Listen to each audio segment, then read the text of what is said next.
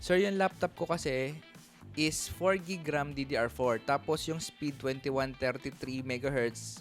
Pwede ko ba siya palitan ng mas mataas na 8 GB RAM pero mataas megahertz or 2133 MHz pa rin.